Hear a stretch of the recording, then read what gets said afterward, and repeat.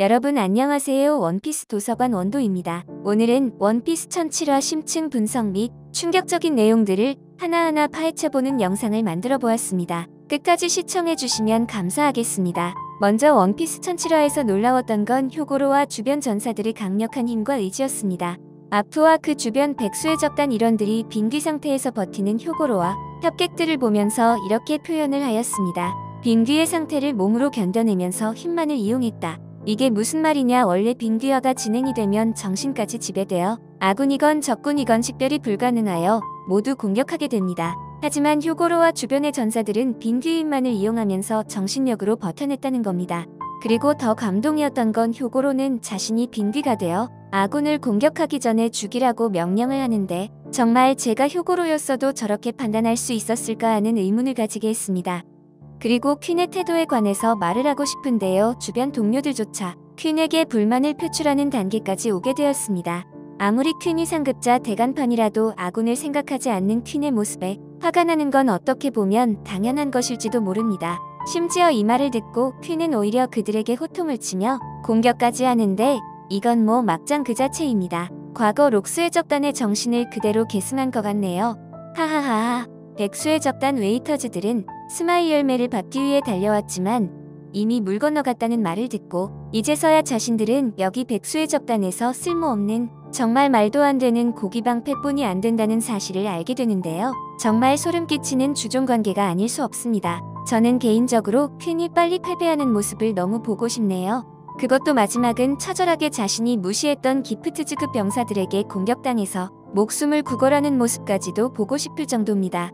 그리고 효고로의 목을 치려는 순간 이 와중에 들려오는 너구리의 아니 초파의 희소식 드디어 완성된 초파의 항체 바이러스인데요. 이걸 또 기가 막히게 초파퍼지 네블라이저로 라이브 플로어 전역에 제공하는데요.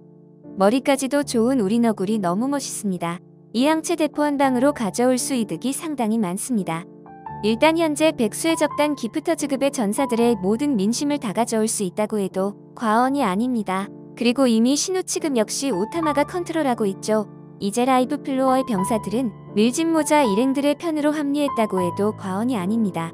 솔직히 만약에 초파가 아군들에게만 이 항체를 제공했다면 이렇게까지 낙관적으로 상황을 볼 수 없겠지만 초파는 역시 천성이 착한 의사답게 아군 적군 가리지 않고 감동을 주네요. 적들까지도 마음을 움직일만 합니다. 그리고 아무리 대간판급과 토비로포급이 강하다고 해도 이제 긴장해야 하는 상황이 되었다고 보시면 됩니다. 현재 라이브 플로어에 수천 수만 병의 병력이 있기 때문에 이건 엄청난 전력이죠. 무시할 수가 없습니다. 역시나 효과가 바로 나타나기 시작하는데요. 항체의 효과도 효과지만 퀸이 초파를 공격하려는 순간 기프터즈들이 이제 초파를 지켜주기 위한 움직임을 보여줍니다.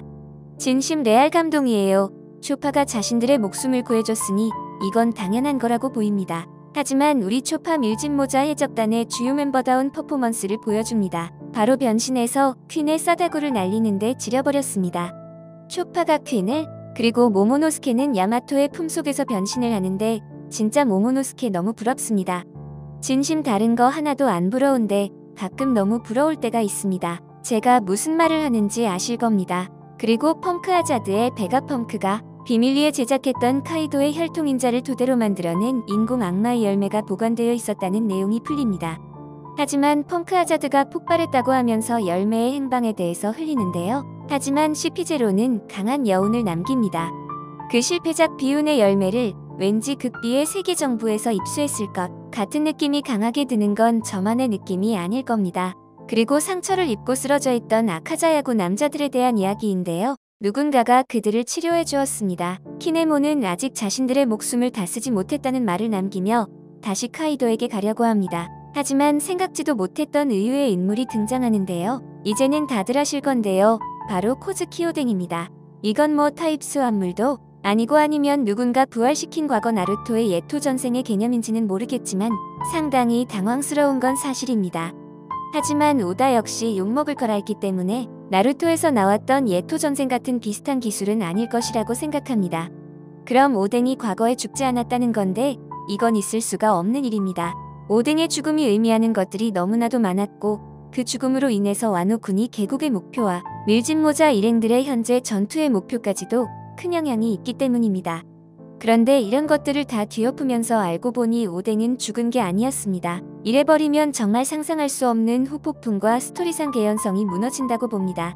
그럼 아카자야구 남자들이 너무 심하게 전투를 치르고 이제 깨어났기 때문에 환각 또는 꿈일 가능성이 그나마 조금은 더 확률이 높다고 보입니다.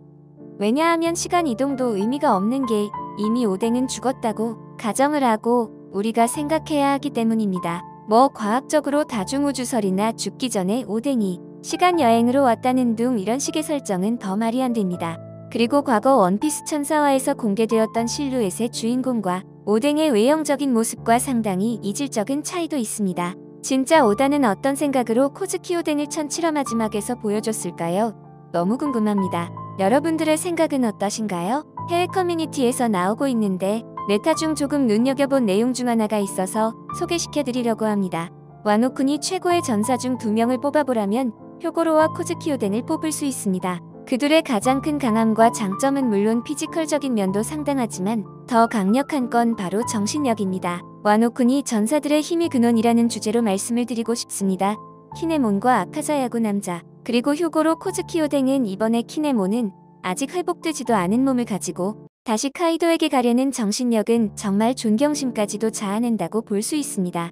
효고로 역시 자기 자신의 정신력은 상상을 초월할 만큼 강하다는 내용들을 강조했었고 빈디의 몸은 감염되었지만 정신은 살아있었기 때문에 쇼파의 도움을 받을 수 있었습니다. 그리고 적들마저도 정신력이 강하다고 인정을 해버렸죠. 자, 그럼 코즈키 오덴은 효고로보다 더 강하면 강했지 약하지는 않을 것입니다.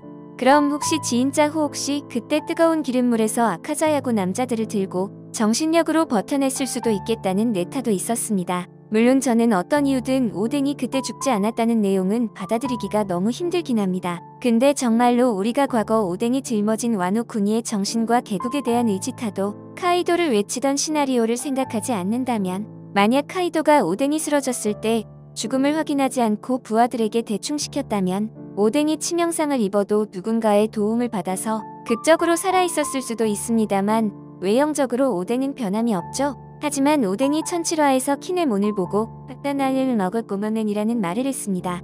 그건 바로 외형적인 면에서 시간의 흐름이 보였다는 거죠. 하지만 오뎅의 페이스는 전혀 늙었다고는 보이지 않았습니다. 아 정말 뭔가 오다가 1005화부터 은근히 흘려놨던 내용들이랑 오뎅의 등장이 얼추 몇몇이 맞아떨어지는 게 솔직히 짜증나긴 하지만 무시할 수는 없기 때문에 이런 네타들이 나오고 있습니다. 카이도 사람수 인후화 후 또다시 다음 화가 너무 기대돼서 너무 힘듭니다. 흑흑 여러분들도 저와 같은 생각이시죠? 여러분 오늘 준비한 영상은 여기까지입니다. 중간중간 개인적인 의견들도 있기 때문에 보기 불편하실 수도 있을 겁니다. 그 점은 죄송합니다. 재미있게 보셨거나 재미없게 보셨다면 구독, 좋아요 부탁드립니다.